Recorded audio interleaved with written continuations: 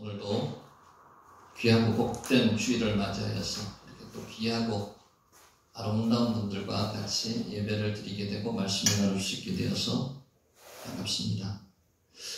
이스라엘 민족이 출애굽을 하고 나서 홍해를 지났습니다. 하나님의 은혜로 모든 사람이 다 놀랐습니다. 그리고 나서 모세의 인도로 40년 동안을 광야를 떠돌아다니면서 하나님의 은혜를 직접 경험했습니다. 그러다가 이제 모세가 죽고 제2세대 영도자 여호수아가 지도자가 되어서 요단강을 건넜습니다. 요단강을 건널 때 많은 사람이 두려워했지만 하나님의 은혜로 건넜습니다. 그리고 나서 딱 앞에 맞닥친 곳이 어딘가 하면은 여리고성을 앞에 두었습니다. 이 사람들은 실전 경험이 별로 없습니다. 근데 여리고성 안에 있는 군사들은 실전 경험이 많은 정예 군사들입니다. 하나님께서 이 백성들을 여리고성을 어떻게 점령하게 만드셨는가 하면은 매일 한 바퀴씩 말하지 말고 법궤를 앞세우고 그냥 돌아라고만 말씀하셨습니다.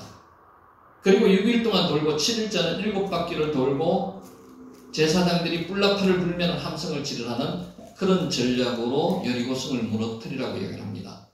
우리는 그냥 글로 읽으면 이게 그렇구나 라고 별반 감동이 없지만 이 사람들 입장에서 느끼면 굉장히 불안하고 불편했을 겁니다. 성위에서는 지금 막 야유를 부렸습니다.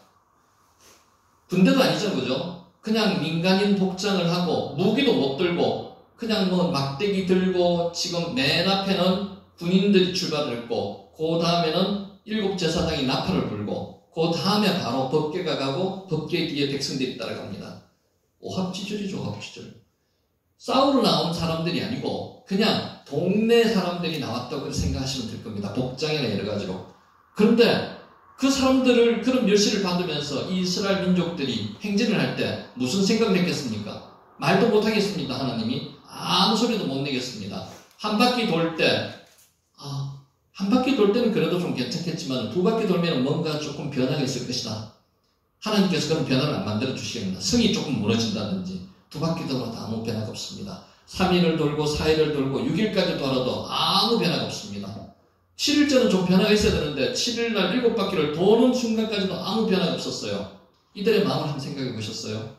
이들의 입장이라면 하나님 이걸 뭘 하시는 거지 우리한테?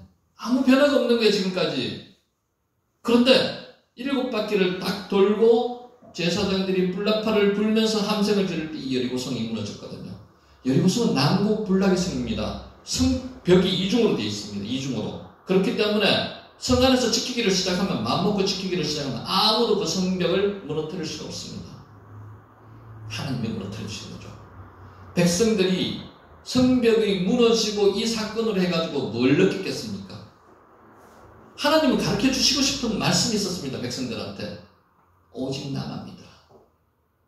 인간의 힘으로는 못한다. 오직 나만 믿고 기다릴 때 하나님께서 시간이 되면은 하나님께서 성을 무너뜨려 주신다. 그 말씀을 좀 하고 싶었던 거죠. 우리는 기도 응답을 받기를 원합니다. 맞죠? 기도를 하고 나면은 바로 받기를 원합니다. 근데 바로 잘 이루어지지가 않습니다. 하나님께서 여리고성을 무너뜨리는 것처럼 6일 내지 7일 이상, 더 이상. 어떨 경우에는 내 평생의 기도가 응답이 안 되는 경우도 있습니다. 그런데 중요한 것은 기도는 반드시 응답이 된다. 내 때의 응답이 아니더라도 내 후대는 반드시 응답이 된다. 내 후대에 안 되면 내 후대는 반드시 응답이 된다. 하나님은 기도를 어느 누구의 기도라도 그냥 놓치시지 않습니다. 드러났다가 기억하시고 그것을 반드시 응답하십니다. 하나님은 우리의 기도에 대해서 그러니까 어린애들이 기도하는 거나 어른이 기도하는 거나 똑같습니다. 초신자가 기도하는 거나 목사님이 기도하는 거나 똑같이 받아들입니다. 하나님께서는 다 기도하시는 거예요. 문제는 뭔가? 기도를 안 하는 게 문제죠. 기도를 안 하면 하나님께서 내용은 다 알고 계세요. 이 사람의 어려운 거 한편 어떤 불편한 거 다 알고 계시지만 거기에 대해서 응답을 못 하시는 겁니다. 하나님은 기도에 대해서만 응답하십니다. 동행이라는 부분에 대해서 그 말뜻이 참 좋아요. 동행. 같이 간다는 거거든요. 하나님과 우리의 관계는 무슨 관계입니까? 동행하는 관계입니다. 우리한테 제일 큰 복이 하나님이 함께 하시는 복이 제일 큰 복이거든요. 천국이 뭔가 하면은 하나님이 함께 계시는 곳이, 나와 함께 계시는 곳이 천국이에요.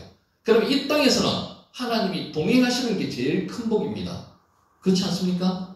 하나님은 미리 우리한테 어떤 우리하고 관계에서 뭔가를 하나 만들어 놓으셨는 것 중에서 제일 축복을 주셨는 게 기도로서 동행하는 방법을 만들어 놓으셨어요. 박은경 집사님과 하나님이 동행하시고 싶어 해요. 하나님은 항상 박은경 집사님 안에 계시는데 박은경 집사님이 기도를 안 하시면 하나님이 동행을 못 하시는 거예요. 동행. 인간이 인간으로서 사람이 내 주위에 사람이 하나 있다고 생각해 보세요. 동행하는 사람이 얼마나 큰 복인지 모릅니다. 근데 나이가 점점 들어갈수록 동행하는 사람이 없어집니다. 마지막에는 혼자밖에 없어요. 내 가장 사랑하는 배우자도 떠나버리는 순간이 어느 정도 옵니다. 그러면 혼자밖에 없어요. 하나님은 계속 나와 동행하십니다. 언제 어느 순간이나 동행하시면서 계속 이야기를 하고 싶어 하시거든요. 오늘 그거를 말씀하시는 겁니다. 어느 재판관이 있었습니다. 이 사람은 불의한 재판관입니다. 불의한 재판관인데 이 사람을 뭐라고 이야기했는가 하면은 하나님을 두려워하지 않고 사람을 무시하는 재판관이라고 이야기를 합니다. 그러면 이 사람은 십계명을 다 무시하고 혼자 자기 주장대로만 사는 사람입니다. 자기 잘나서 사는 사람입니다. 하나님도 두려워하지 않고요. 사람을 무시하는 재판관이라고 이런 사람은 비유입니다. 실제로는 아마 없을 가능성이 없습니다. 그래도 비유니까 이런 사람이 하나 있었습니다. 유대 사회에서는 아마 없었으리라고 생각하는 이런 비유를 지금 말씀을 기도에 대해서 예수님께서 말씀을 하시고 싶어가지고 제자들에게 말씀하시는 겁니다. 또 한 사람이 있었습니다. 과부가 한 사람이 있었어요. 유대 사회에서 과부는 생계수단을 자기가 어찌할 수 없는 사람, 누가 도와주지 않으면 밥을 굶어 죽을 수밖에 없는 사람이 과부입니다. 그리고 또 한 사람이 더 있죠. 고아. 이 두 사람들을, 두 부류의 사람들을 유대에서는 가장 귀하게, 가장 보살펴야 될 대상으로 삼았습니다. 그리고 한 사람도 있다면 나그네. 그래서 이 세 가지 사람, 세 종류의 사람들을 가장 환대를 했습니다.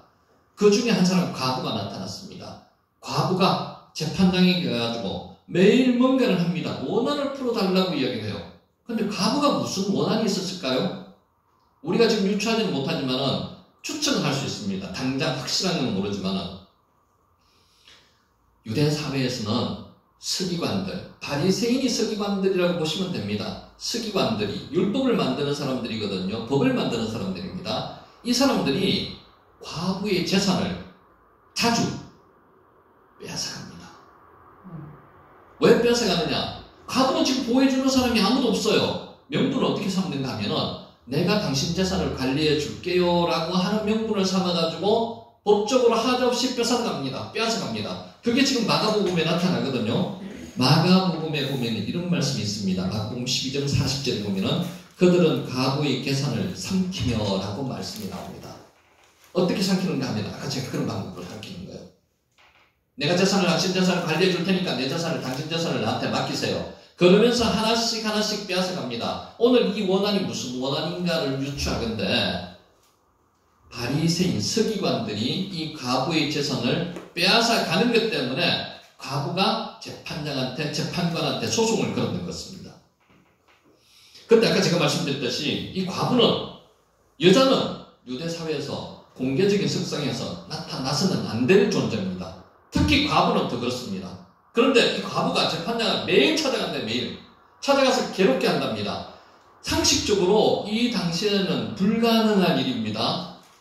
여자가, 과부가 재판장을 찾아갈 수가 없어요. 재판장에 갈 수가 없습니다. 그런데 갈 수밖에 없는 상황, 도와줄 사람이 아무도 없으니까 자기가 그 모든 규칙을 깨고 지금 찾아가는 겁니다. 찾아가서 뭘 하는 겁니까? 5절에 과부가 나를 번거롭게 하니 내가 그 원한을 풀어주리라 할 때까지 찾아가는 거예요. 여기 보면은 번거롭게 한다는 말이 있습니다. 번거롭게 하는 게 어떤 의미인가 하면은 헬라어 원어로 코포스라는 단어를 쓰는데 두 가지 의미가 있습니다. 눈밑을 계속 치라는 뜻이 있습니다. 사람이 다른 사람 눈밑을 계속 치면 어떻게 될까요? 눈이 시퍼렇게 되죠. 눈탱이, 밤탱이 되는 겁니다. 이 정도로까지 괴롭힌다는 겁니다. 부끄럽게 만든다는 거죠. 또 하나 뜻이 있습니다. 지치게 만든다는 뜻이 있습니다. 이 과부는 찾아가는 그 금기시되어 있는 이 상황을 더 뛰어넘어가지고 실제로 치지는 않았지만은 지치게 만듭니다. 재판장을. 그리고 부끄럽게 만듭니다. 이럴 정도로 찾아가서 애원을 하는 거죠. 내 원한을 풀어달라고. 이 원한이 뭐라고요? 성경에는 구체적으로 나와 있지는 않지만은 자기 재산을 빼앗아가는 재산을 돌려달라는 아마 그런 소송권을 가지고 찾아가는 것입니다. 마가복음 12장 41절 44절에 보면은 가난한 가부가 성전 흥금함에다가 두렙돈의 흥금을 하는 장면이 나옵니다. 두렙돈이라면은 우리말로 하면은 1원 2원 정도의 흥금을 한다는 거예요. 동전에. 그 당시 흥금을 어떻게 하게 만들었는가 하면요, 나무함으로 흥금함을 만들어 놨는 게 아니고 노수로 흥금함을 만들어 놨습니다. 노수로 흥금함을 만들어서 흥금을 던지면, 동전을 던지면 소리가 짜르르륵 소리가 나게 만듭니다. 탕탕탕탕 소리가 나게 만들죠. 누가 흥금을 많이 하는지 자랑을 하기 위해서 율법가 바리새인 종교 지도자들이 그렇게 만들어 놨는 거예요. 예수님께서 마가복음 12장에서 헌금하면 돈 넣는 것을 지켜보고 계셨습니다. 그 중에 지켜보는데 과부가 1원짜리, 10원짜리 2개를 던진다고 생각하시면 됩니다. 그거를 보시고 예수님이 뭐라고 말씀하셨는가 하면은 저 여자가 가장 많이 헌금을 했다고 이야기합니다. 근데 실제는 사회상은 그거는 아니었다고 추정은 가능합니다. 헌금을 가장 많이 했다는 칭찬도 예수님께서 하실 수 있지만 그보다 더 중요한 것은 그 사회상이 과부의 두렙돈까지도 바리새인 서기관들이 빼앗아가는 그런 수탈하는 그런 안 좋은 상황을 예수님께서 지금 고발하시는 장면이라고 보시면 됩니다. 어쨌든 이 과부는 자기 재산의 모든 것을 지금 율법자들에게 뺏겨가지고 재판관을 찾아가가지고 소송을 걸어가지고 내 재산을 돌려달라고 지금 이야기하는 그런 상황의 모습을 지금 성경에서 그리고 있는 겁니다. 그랬더니만 이 재판관이 아까 제가 5절 읽었듯이 나를 번거롭게 하니 내가 그 원한을 풀어주리라고 이야기합니다. 아까 재판관이 어떤 사람이라고요? 하나님을 두려워하지도 않고 사람을 무시하는 재판관입니다. 이 사람은 눈에 보이는 거 없습니다. 그래서 전혀 안 들어줘도 상관없는 거예요. 그런데 이 과부의 청을 안 들어주면 자기가 위험에 처하게 되기 때문에 지치게 되고 부끄럽게 되기 때문에 들어줄 수밖에 없다는 거죠. 과부는 아까 말씀드린 것처럼 정당성을 갖고 있어요. 자기 재산을 정당하게 찾아달라는 겁니다. 불법적인 것을 재판관한테 부탁하는 게 아니에요. 이런 정당한 것을 가지고 있기 때문에 재판관한테 찾아가서 계속 이야기할 수 있습니다.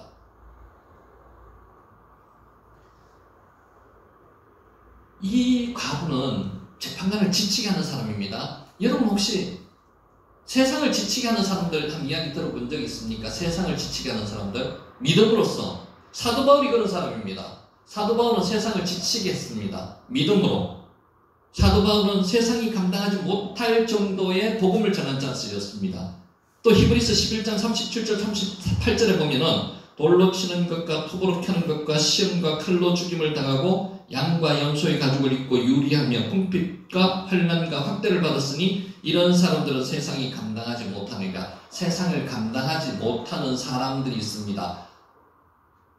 이 사람들은 성령 받는 사람들이에요. 성령을 받으면 세상이 감당하지 못할 자가 되는 겁니다. 우리는 지금 믿음이 없어가지고 기도하는 것도 힘들어합니다. 그런데 어떤 자들은 세상이 감당하지 못할 믿음을 가지고 있는 사람들이 있어요. 그 사람들은 뭘로 통해서 믿음을 가졌을까요? 무엇으로 통해서 성령을 받았을까요? 기도를 통해서 성령을 받는 겁니다. 아까 이 여자처럼 하나님 앞에 계속 끈질기게 지치게 하듯이 하나님 앞에 찾아가는 겁니다. 재판관을 찾아가듯이 기도하는 겁니다. 기도의 응답이 있건 없건 찾아가는 겁니다. 기도의 응답은 이 재판관은 사람 이상 기도의 응답, 이 재판관은 응답하죠. 그것처럼 하나님은 이 불의한 재판관도 이렇게 이 불쌍한 여자한테 응답을 하시듯이 불의한 재판관이 아니지 않습니까? 하나님과 불의한 재판관을 지금 대비시켜 놨는 겁니다. 이거는 있을 수 없는 일이지만 하나님께서, 예수님께서 기도의 응답은 반드시 하신다는 당위성 때문에 이렇게 대비를 시켜놨는 겁니다. 기도는 반드시 응답해 주신다, 하나님께서는. 그런데 문제는 어느 때 속히 응답해 주시지 않겠느냐고 말씀하시거든요. 속히가 어느 때인가? 그거에 대해서 주저함 좀 돼야 됩니다. 속히가 어느 때입니까? 내가 말하는 속히가 아니고요. 빨리, 긴급히, 지금 당장 이런 뜻이 아니고 하나님께서, 예수님께서 생각하시는 그 속히를 이야기하시는 겁니다. 그때가 아까 말씀드렸죠. 그때는 내가 정할 수 없는 때라는 거죠. 기도는 반드시 응답되는데 어느 때 응답이 되느냐? 하나님께서 판단하셔가지고 최적의 시기라고 생각하실 때 응답해 주신다는 겁니다. 기도는 반드시 응답됩니다. 그래서 내가 지금 기도를 못해요. 그런 의미가 없습니다. 기도는 잘하고 못하고 의미가 없어요. 내 진심으로 말을 더듬어도 상관이 없고요. 문법이 안 맞아도 상관이 없습니다. 하나님은 그것을 말씀을 만드신 분이고 문법을 만들고 말을 만드신 분이기 때문에 어떤 의미로도 다 받아들이고 이해 가능합니다. 기도는 잘하고 못하는 게 없어요. 그래서 기도는 초신자 기도를 잘 받아들일 수밖에 없는 게 하나님께서 이 광야, 아까 처음에 제가 말씀드린 40년 경험했는 사람들은 광야 경험을 했기 때문에 이제 믿음이 어느 정도 생긴 사람들이에요. 그 광야에서 불평불만하는 사람들은 광야에서 다 죽었습니다. 이 세대만 지금 요단강을 건너가 가나안 땅에 들어가서 지금 여리고성에 서서 가지고 7바퀴를 돌면서 하나님의 은혜를 경험했는 사람들이에요. 그 사람들은 믿음이 있습니다. 초신자는 믿음이 없어요. 그렇더라도 하나님께서는 하기만 하면 다 들어주신다는 거죠. 기도는 두 가지를 여기서 강조하고 싶어요. 하나님께서 두 가지를 말씀하시는 거거든요. 처음에 항상 기도하라는 것도 강조하시고요. 두 번째, 기도하고 나서 낙심하지 말라는 거죠. 언제든 들어주시기 때문에.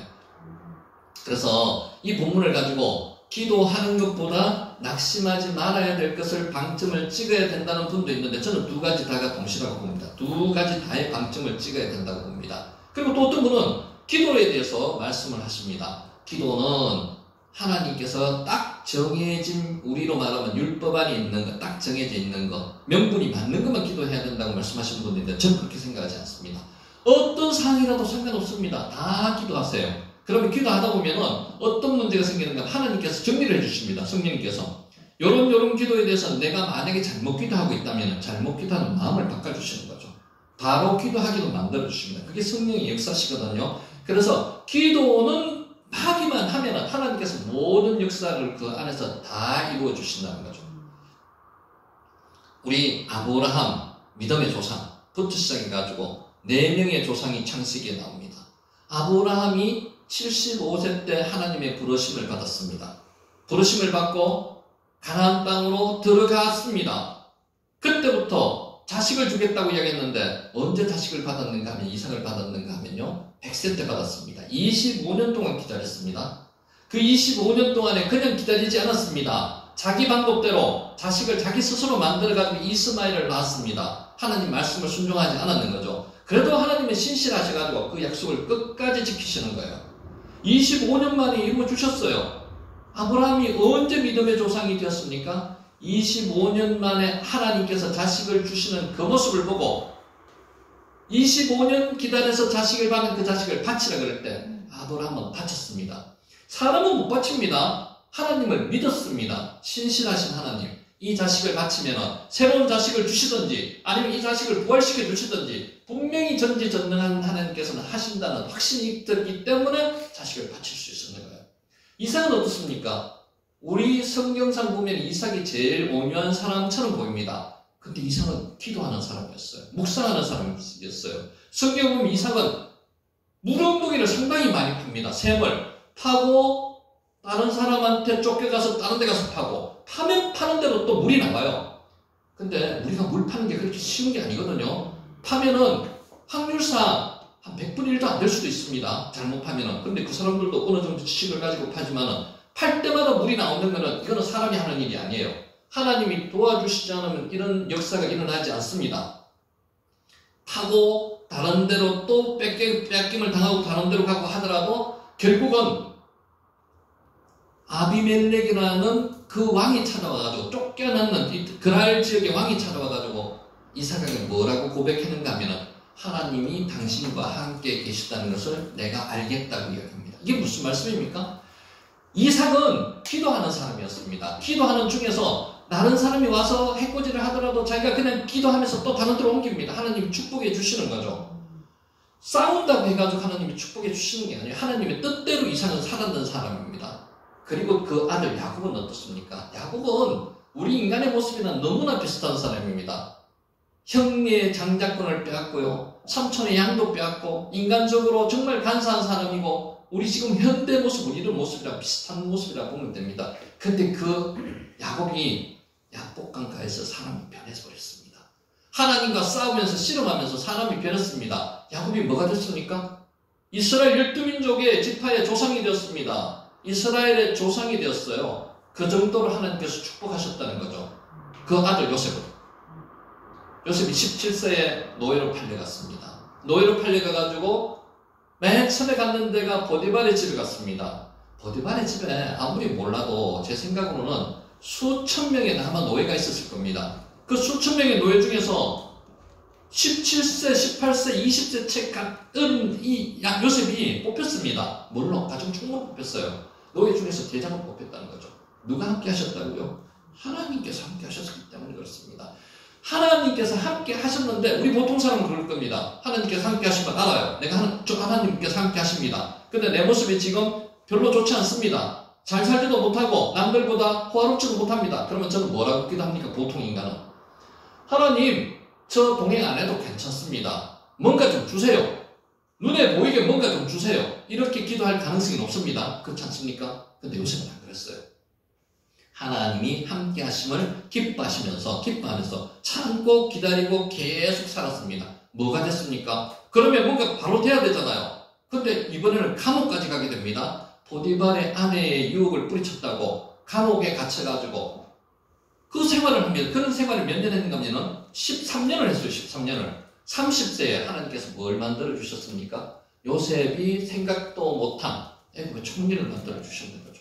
하나님의 방법은 인간의 방법이랑 틀립니다. 무궁무진하시는 거거든요. 그런데 우리는 뭐라고 이야기합니까? 조금만 지나더라도 하나님 왜 이런 저 의도대로 제가 기도했는 대로 응답을 안 해주십니까? 라고 이야기합니다. 오늘 말씀하셨잖아요. 항상 기도하고 낙심하지 말아야 한다고 말씀하시는 겁니다.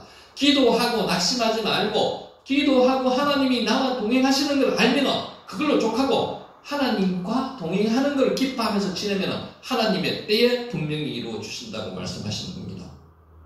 아까 제가 말씀드렸어요. 기도는 방법의 문제가 아닙니다. 어떤 방법도 상관없습니다. 어떤 요청을 하더라도 하나님은 다 받아들이실 수가 있습니다. 잘못된 기도라면 내 마음을 바꾸실 수도 있어요. 야고보서 4장 2절 3절 너희가 얻지 못하면 구하지 아니하기 때문이요 구하여도 받지 못하면 정욕으로 쓰려고 잘못 구하기 때문이다. 정욕으로 쓰려고 구하면 하나님께서 들어주시지 않습니다. 그러면 그 마음을 바꿔주십니다. 정욕에 쓰지 말게 하기 위해서. 근데 중요한 건 있죠. 너희가 얻지 못하면 뭐 때문이라고요? 구하지 못하기 때문이래요. 난 기도 못해요. 나는 안 돼요. 그게 때문에 거기서 그것만 넘으시면 하나님께서는 다 응답해 주실 준비가 되어 있다는 겁니다.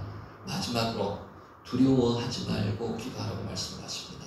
우리는 너무 두려워해요. 기도하는 거를.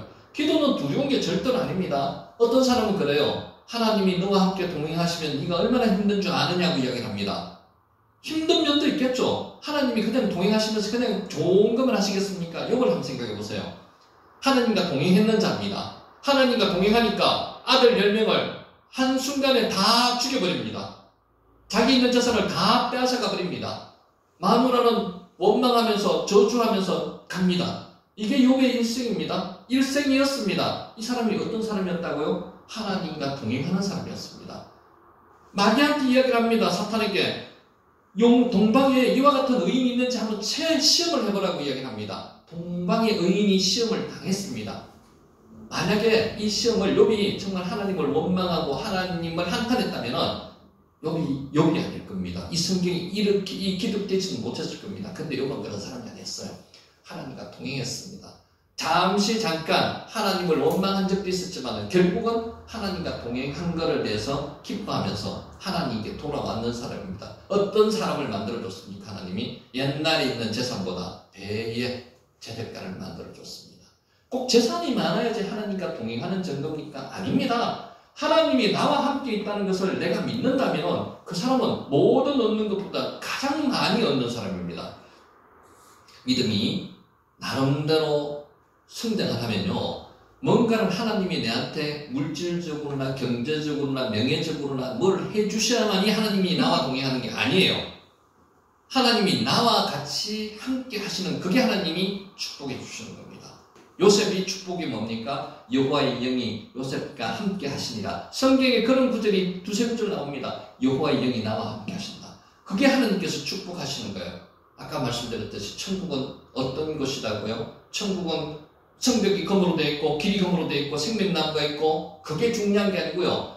하나님께서 나와 함께 영원히 하는 곳이 천국이란 말입니다. 그래서 하나님께서 가장 큰 축복을 주신 것은 하나님과 함께 동행하시는 겁니다. 한나의 기도 한번 생각해 보세요. 한나가 아들이 없었습니다. 그래서 하나님 앞에 막 울면서 기도했습니다. 번임나로부터 매번 나름대로 구박을 받습니다. 기도할 때 어떤 것을 느꼈는가 하면 한나가 하나님의 마음을 알고 그랬어요. 그 당시 시대가 사사시대였거든요. 마지막 사사시대, 사무엘이 마지막 사사입니다. 한나가 낳은 아들이. 그 사사가 없음을 하나님께서 설파하고 계셨습니다. 하나님의 말씀이 그 당시 전파되지 않았는 것에서 설파하고 계셨을 때 한나의 마음을 통해서 그걸 느꼈습니다. 그래서 한나가 무슨 기도를 했습니까? 하나님 아들을 주시면 내 아들로 삼는 게 아니고 하나님께서 마음껏 쓰시게 할 수 있도록 삭도도 되지 않고 하나님의 부름받은 자로 내가 사용하겠습니다 라고 이야기를 하니까 그때부터 하나님께서 자식을 주셨는 겁니다. 하나님의 마음을 알아가는 거죠. 기도하면 그런 마음을 받아가지고 한나가 기도할 때 사무엘을 받는 겁니다. 기도 중에서 저는 이 히스기야의 기도를 참 좋아합니다. 히스기야는 아수르의 군대가 18만 5천 명이 쳐들어왔습니다. 18만 5천 명이 쳐들어와가지고 산헤립이라는 왕이 히스기야에게 편지를 썼습니다.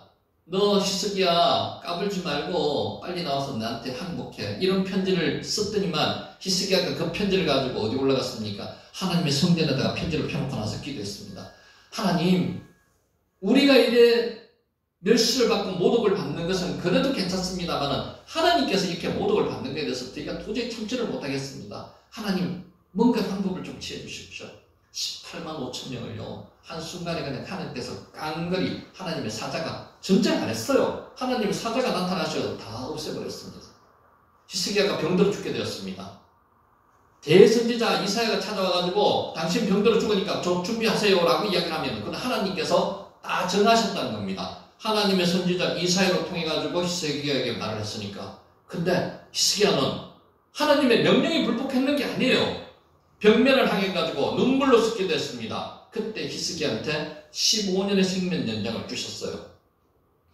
여러분은 이렇게 이야기합니다. 보좌를 흔드는 기도를 하면 안 된다고 이야기합니다. 왜? 하나님한테 이게 불경제라는 거죠. 저는 그거 동의하지 않습니다. 왜 그게 보좌를 흔드는 기도가 하나님한테 불경제예요? 히스기야 기도가 그런 거거든요. 하나님의 마음을 움직일 수 있는 기도를 하면 하나님께서 마음을 움직여 주십니다. 그 기도가 히스기야의 기도라는 거죠. 그래서 오늘 두 가지 중요한 게 있습니다. 오늘 제목을 뭘로 잡았는가 하면 기도하고 낙심하지 말아야 될 것이 오늘 제목인데, 중요한 거 두 가지, 말 그대로입니다. 기도하라는 겁니다. 항상 기도하라는 겁니다. 두 번째, 기도하고 낙심하지 말아야 되는 겁니다. 그 두 가지를 지키되 기도는 어떤 기도든지 상관이 없습니다. 하나님이 기뻐하시고 안 기뻐하시고 하는 것 그거 생각하시면 안 됩니다. 하나님이 기뻐하시지 않는 기도를 하더라도 성령님께서 하나님이 기뻐하시는 기도로 만들어 주신다는 거죠. 그래서 중요한 것은 기도를 하라는 겁니다. 항상 기도를 하라는 겁니다. 데살로니가전서 5장 16절 18절 항상 기뻐하라, 쉬지 말고 기도하라, 범사에 감사하라. 누구나 잘 알고 있습니다. 이것이 그리스도 예수 안에서 너희를 향하신 하나님의 뜻이니라. 항상 기뻐하고 항상 쉬지 말고 기도하고 범사에 감사할 수 있는 방법이 어떤 방법이 있을까요? 인간의 방법은 없습니다. 중요한 거, 성령이 함께 하시면 할 수가 있습니다. 항상 기도할 수 있습니다. 항상. 그 항상 기도하는 대표적인 사람이 누구예요? 모세입니다. 모세는 항상, 다윗입니다. 다윗은 항상 기도했습니다. 하나님한테 항상 뭐를 여쭤봤습니까? 하나님, 오늘 공격해도 될까요? 이런 방법을 할까요? 저런 방법을 할까요? 이런 모습을 우리한테 보여준 위인이 다윗입니다. 다윗이 하나님과 동행하는 사람이었습니다. 그래서 이스라엘 민족이 제일 존경하는 사람 중에 한 사람이 다윗입니다. 우리는 오늘 하나님께서 말씀을 하셨습니다. 과부가 불의한 재판관에게 가가지고 자기가 나가야 될 상황이 아닌데도, 그 공식적인 자리가 아닌데도 위험을 무릅쓰고 나가가지고 계속 부끄럽게도 만들고 지치게도 만들면서 자기 원한을 풀어달라고 이야기를 합니다. 이 과부의 원한을 재판관이 분명히 들어줄 거잖아요. 들어준다고 얘기했습니다. 하나님은 불의한 재판관이 아닙니다. 하나님은 정의로운 하나님이십니다. 창조주시고요, 왕이시고요, 나의 왕이십니다. 이분은 분명히 우리의 기도를 듣고 우리의 기도를 응답해 주실 겁니다. 마지막 계시록에 보면은 8장 3절에서 5절까지 읽어드리겠습니다. 다른 천사가 와서 제단 곁에 서서 금향로를 가지고 많은 향을 받았으니 이는 모든 성도의 기도와 연합하여 보좌 앞 금제단에 드리고자 함이라. 향민이 성도의 기도와 함께 천사의 손으로부터 하나님 앞으로 올라가면 이 하나님 올라가는 이 기도를 하나님께서 다시 쏟아 부어 내리십니다. 이게 기도의 응답이거든요. 성경이 적혀 있습니다. 어떤 기도든 간에 하나님의 향연의 단어가 하나님께 올라가고 하나님께서 이 기도에 대해서 응답을 하시는 겁니다. 기도는 항상 해야 되는 거고요. 기도하되 낙심하지 말아야 되는 겁니다. 하나님의 때 반드시 이루어 주시는 겁니다. 내 때를, 내는 지금 어느 정도 때를 정하고 기도를 하지만 그때 너무 연연해 하지 마세요. 그거는 내가 생각했는 때입니다. 하나님의 때를 기다린다면 기도하고 낙심하지 마는 저와 여러분이 되시기를 간절히 축복합니다.